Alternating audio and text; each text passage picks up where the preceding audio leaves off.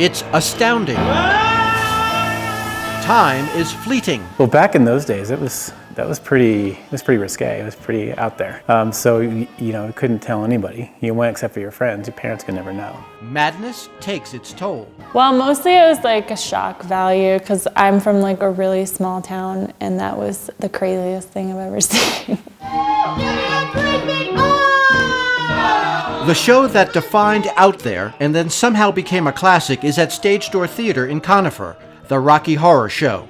Director Stephen Tangadal says it's more than a musical. Like that. I wanted it to be a visual feast where it's a rock and roll concert. The whole thing is a rock and roll concert. All the music is rock and roll. And it's 50s horror films. Oh, Brad, what sort of a place is this? Rocky Horror was so forbidden that most of the cast had the same experience seeing it for the first time. And I rented the movie, and I felt a little bit like I was being kind of naughty because I wasn't old enough. I mean, it's not the most appropriate for a high schooler to be seeing. And I couldn't tell my mom because she didn't want me to watch it. And I watched it in secret with a group of my friends from high school and loved it. Sneaking out of the house and parents don't know, going to the midnight show type of thing. With a bunch of friends, hopping in the back of an El Camino and driving to downtown San Jose and watching Rocky Horror Picture Show, yeah. The show sends its message of tolerance in a lively and offbeat way.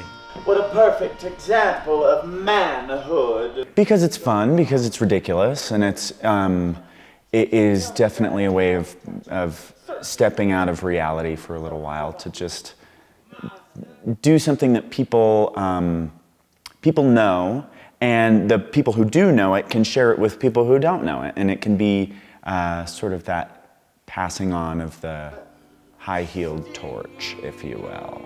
And the cast wouldn't have it any other way. Well, I love being awkward, so I feel like it's great to be awkward and be seductive with people and just be on stage with someone and run your hand through their hair and be super ridiculous on stage. It's awesome. It's a show that's inclusive to everyone. The main characters that everybody loves are misfits and weirdos, so it attracts a lot of that and the community that brings together.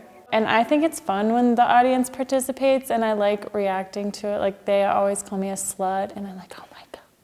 The show may be part of mainstream culture now, but the story and characters still aim for wild entertainment. And as for the songs and dances, remember,